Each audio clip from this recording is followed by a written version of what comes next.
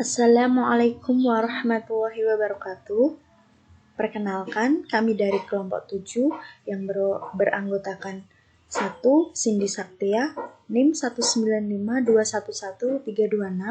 Yang kedua, Wulan Sari, NIM 195211343. Dan yang terakhir yaitu Muhammad Safi'i, NIM 195211348. Di sini kami akan menjelaskan mengenai konsep keuangan syariah. Yang poin A yaitu pengertian sistem keuangan syariah.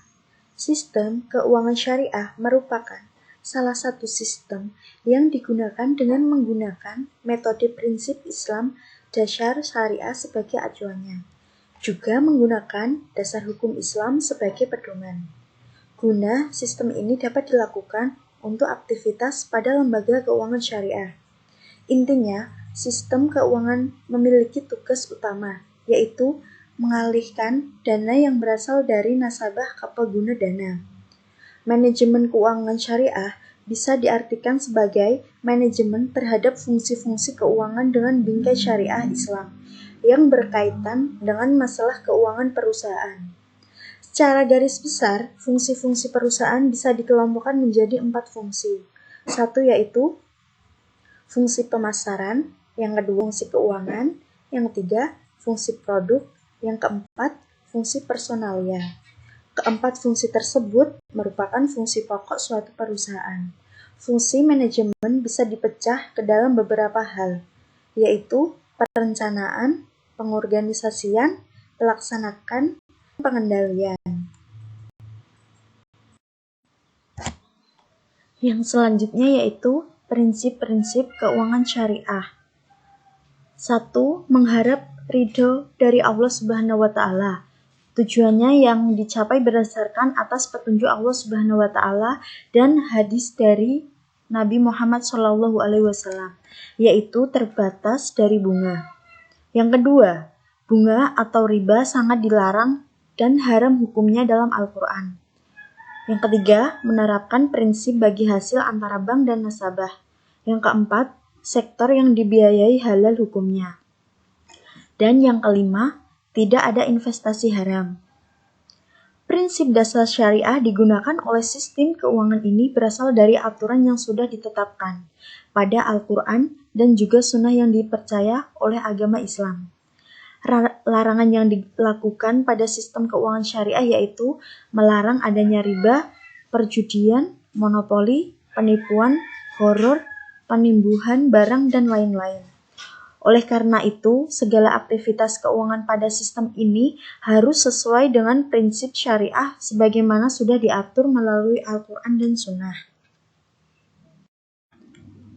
Yang selanjutnya yaitu larangan dalam pengelolaan keuangan syariah. 1 yaitu riba. Sesuai dengan surat Al-Baqarah ayat 275 sampai 278 yang menyebutkan meninggalkan riba atau sistem bunga dan kembali kepada sistem ekonomi syariah. Yang kedua, maisir adalah memperoleh sesuatu dengan mudah tanpa bekerja keras atau judi. Hal ini diatur dalam surat Al-Maidah ayat 90 tentang meninggalkan segala bentuk usaha yang spekulatif atau perjudian. Yang ketiga yaitu horor. Horor adalah segala sesuatu yang bersifat tidak jelas atau tidak pasti. Horor juga bisa dimaknai sebagai pertaruhan. Hal ini mencakup seluruh transaksi yang masih belum jelas barangnya atau tidak berada dalam jangkauan. Misalnya, jual beli ikan yang masih diternakkan dalam air dan belum terlihat hasilnya. Yang keempat yaitu boros. Boros yang diatur dalam surat Al-Isra ayat 26 sampai 27 tentang meninggalkan segala bentuk pemborosan harta. Dan yang selanjutnya yaitu poin B yaitu konsep Islam terhadap bunga. Prinsip hukum Islam yang berdasarkan pada jumlah surat dalam Al-Quran menyatakan bahwa perbuatan memperkaya diri dengan cara yang tidak atau menerima keuntungan tanpa memberikan nilai imbalan secara etika dilarang. Menurut Syarh Ribat, hanyalah sebuah kasus khusus dari perbuatan memperkaya diri secara tidak benar, atau menurut Al-Quran memakan milik orang lain dengan alasan yang tidak benar dan dilarang. Riba secara formal didefinisikan sebagai suatu keuntungan moneter tanpa adanya nilai imbalan yang ditetapkan untuk salah satu dari dua pihak yang mengatakan kontrak dalam pertukaran dunia nilai moneter.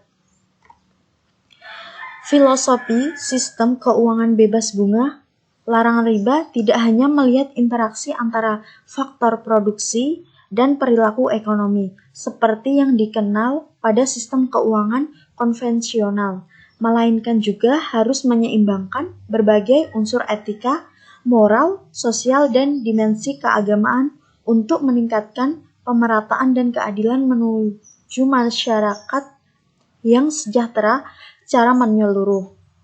Melalui sistem kerjasama bagi hasil, maka akan ada perbagian resiko.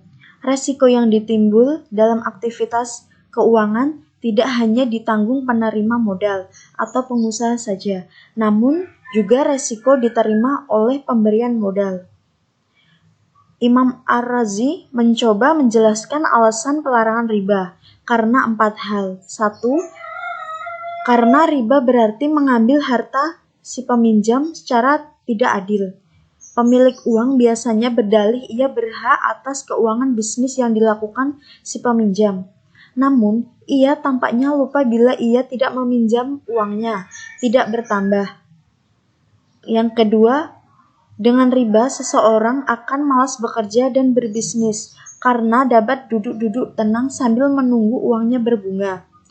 Imam Razi mengatakan bahwa kegiatan produksi dan perdagangan akan lesu.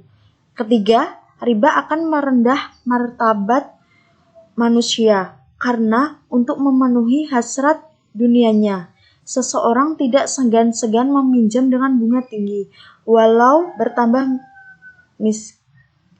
akhirnya dikejar-kejar penagih hutang. Yang keempat, riba akan membuat yang kaya bertambah kaya dan yang miskin bertambah miskin. Dalam masa kritis saat ini, orang kaya malah bertambah kaya karena bunga deposito dan simpanan. Dan yang terakhir, kelima, riba jelas-jelas dilarang oleh Al-Quran dan Sunnah. Yang selanjutnya yaitu poin C, horor dalam lembaga keuangan syariah. Jual beli horor adalah jual beli yang mengandung unsur-unsur penipuan, baik karena ketidakjelasan dalam objek jual beli atau ketidakpastian dalam cara pelaksanaannya. Hukum jual beli ini adalah haram. Alasan haramnya adalah tidak pasti dalam objek, baik barang atau uang atau cara transaksinya itu sendiri. Karena larangan dalam hal ini langsung menyentuh esensi jual belinya, maka di samping haram hukumnya transaksi itu tidak sah. Larangan melakukan kegiatan spekulatif, hal ini sama dengan pelanggaran untuk transaksi yang memiliki tingkat ketidakpastian yang sangat tinggi. Judi dan transaksi yang memiliki resiko yang sangat besar. Kesucian kontrak.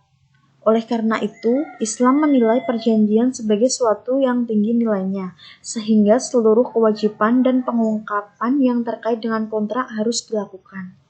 Hal ini akan mengurangi resiko atas informasi yang asimetrik dan timbulnya moral hazard. Larangan jual beli horor merupakan kaidah besar ilmu perdagangan Islam. Banyak permasalahan besar yang tidak bisa dihitung dengan jari yang tercakup di dalamnya, seperti menjual barang yang tidak ada, atau tidak diketahui keberadaannya, atau tidak bisa diserah terimakan, atau barang yang belum sempurna menjadi milik penjual. Yang selanjutnya yaitu, adapun beberapa tipe utama horor, yaitu sebagai berikut. 1. Horor yang dikarenakan ketidakadaan nilai-nilai penyeimbang yang dipertukarkan atau ketiadaan kontrol para pihak atas materi pokok bahasan objek yang hendak dipertukarkan. Dengan istilah modern, sistem konvensional, horor tipe ini dikenal sebagai risiko penyelesaian. atau statement risk atau resiko pihak lawan atau contract party risk, yakni penjual. Yang kedua yaitu horor yang dikarenakan ketidakcukupan atau ketidakakuratan informasi. Horor tipe ini mungkin timbul dikarenakan tidak menyikapnya informasi relevan tentang materi pokok bahasanya, yaitu barang. Materi pokok bahasan ini terdiri dari karakteristik nilai kontra yang dipertukarkan, jenisnya, kualitasnya, tanggal penyerahan mendatang, dan lain-lain. Alasan melarang horor tipe ini adalah karena ada kemungkinan pemberdaya dan penipuan dalam kontrak semacam ini. Dikarenakan kesengajaan merahasiakan informasi bernilai atau informasi relevan oleh salah satu pihak manapun perihal kontrak tersebut.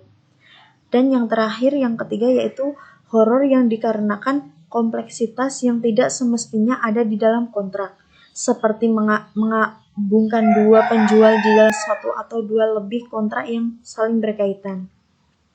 Contohnya yaitu dual penjual di dalam satu kontrak adalah ketika seseorang berkata kepada yang lain, "Saya menjual kepadamu barang ini seharga 100 Rm secara tunai hari ini dan 110 Rm harus dibayarkan dalam 1 tahun. Pembeli tersebut lalu berkata, "Saya menerima," tanpa merinci dengan harga mana ia membeli barang tersebut. Yang selanjutnya yaitu poin D, maisir dalam lembaga keuangan syariah. Perjudian atau maisir yang dikenal juga sebagai khimar didefinisikan sebagai segala aktivitas yang melibatkan pertaruhan, yang melalui pemenang akan mengambil seluruh taruhan dan pihak yang kalah akan kehilangan taruhannya. Perjudian berarti permainan peluang murni, yakni pihak manapun mungkin memperoleh keuntungan disertai kerugian pihak yang lain. Yang selanjutnya yaitu poin E, konsep pembiayaan dalam lembaga keuangan syariah. Pembiayaan selalu berkaitan dengan aktivitas bisnis untuk itu. Sebelum itu, kita masuk kepada masalah pengertian pembiayaan. Perlu kita ketahui apa itu bisnis. Bisnis adalah aktivitas yang mengarah kepada peningkatan nilai tambah melalui proses penyerahan jasa, perdagangan atau pengelolaan barang produksi. Dengan kata lain, bisnis merupakan aktivitas berupa pengembangan aktivitas ekonomi dalam bidang jasa, perdagangan, dan industri guna mengoptimalkan nilai keuntungan. Pembiayaan atau financing ialah pendanaan yang diberikan oleh suatu pihak kepada pihak lain untuk mendukung untuk investasi yang telah direncanakan, baik dilakukan sendiri maupun lembaga. Dengan kata lain, pembiayaan adalah pendanaan yang dikeluarkan untuk mendukung investasi yang telah direncanakan. Dalam UU nomor 10 tahun 1998 disebutkan bahwa pembiayaan berdasarkan prinsip syariah yaitu penyediaan uang atau tagihan yang dipersamakan dengan itu berdasarkan persetujuan atau kesepakatan antara bank dengan pihak lain yang mewajibkan pihak yang dibiayai untuk mengembalikan uang atau tagihan tersebut setelah jangka waktu tertentu dengan imbalan atau bagi hasil. Yang selanjutnya yaitu prinsip-prinsip pembiayaan. 1. Prinsip bagi hasil.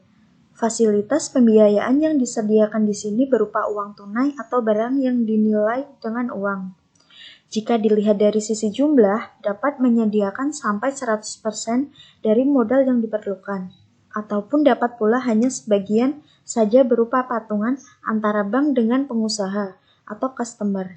Jika dilihat dari sisi bagi hasilnya, ada dua jenis bagi hasil, tergantung kesepakatan, yaitu revenue sharing atau profit sharing. Sedangkan dalam hal persentase, bagi hasilnya dikenal dengan nisbah, yang dapat disepakati dengan customer yang mendapat fasilitas pembiayaan pada saat akad pembiayaan. Prinsip bagi hasil ini terdapat dalam produk-produk. 1 yaitu mudharabah, yang kedua musyarakah, dan yang ketiga muzara'ah. Prinsip yang kedua yaitu prinsip jual beli. Prinsip ini merupakan suatu sistem yang menerapkan tata cara jual beli di mana bank akan membeli terlebih dahulu barang yang dibutuhkan atau mengangkat nasabah sebagai agen bank melalui barang atas nama bank. Kemudian bank menjual barang tersebut kepada nasabah dengan harga sejumlah harga beli ditambah keuntungan. Yang selanjutnya yaitu prinsip ini dilaksanakan karena adanya perpindahan kepemilikan barang atau benda. Tingkat keuntungan bank ditetapkan di muka dan menjadi bagian antara harga barang yang diperjualbelikan. Prinsip ini terdapat dalam produk 1. Bai al-murabahah, yang kedua bai al-muqayyadah, yang ketiga bai al-mutlaqah, yang keempat, bai as-salam, dan yang terakhir yaitu kelima, bai al-istighna. Yang ketiga, prinsip sewa-menyewa.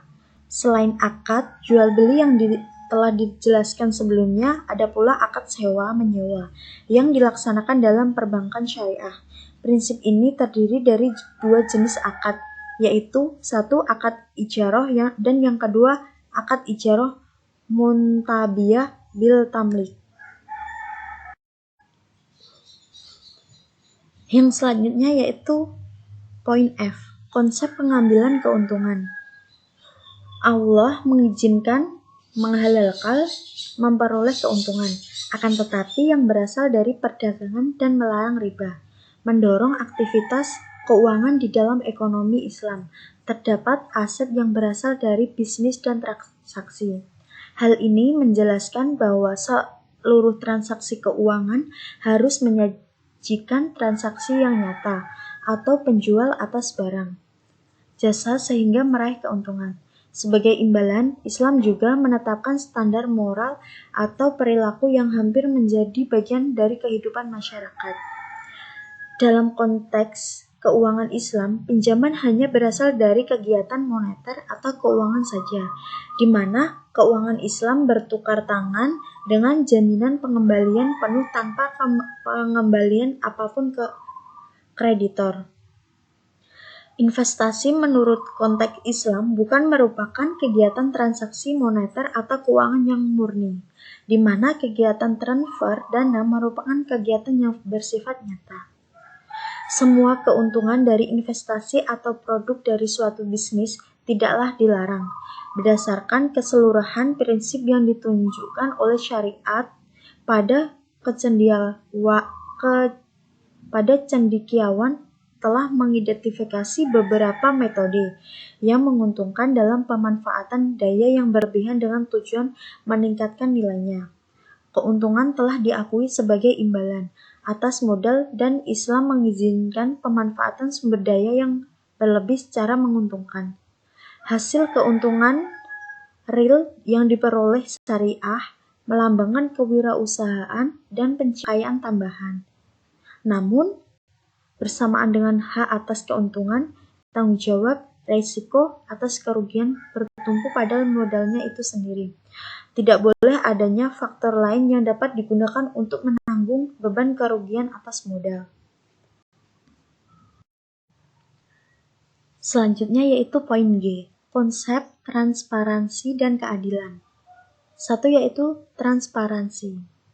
Kegiatan usaha dalam kacamata Islam memiliki kode etik yang bisa memelihara kejernihan aturan ilahi, jauh dari sikap serakah dan egoisme, sehingga membuat usaha tersebut sebagai mediator dalam membentuk masyarakat yang saling mengasihi satu sama yang lain.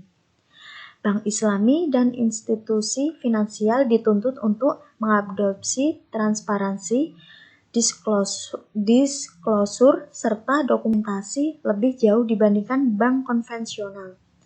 Kurangnya transparansi dalam transaksi murabahah, di mana bank Islam dituntut untuk menyediakan semua detail dari biaya, harga, dan cara pembayaran, bisa menjadikan transaksinya tidak sesuai dengan ajaran syariah. Kitab suci Al-Quran memerintahkan kita menulis dan menjadi saksi dalam semua transaksi yang melibatkan kredit dalam bentuk apapun. Hal serupa Juga diungkapkan oleh Nabi Muhammad SAW bahwa ia mendukung disklosur atas semua karakteristik barang yang diperdagangkan dan lingkungan yang kooperatif tempat orang-orangnya mendapatkan informasi memadai mengenai barang dan harganya di pasar. Yang kedua yaitu keadilan.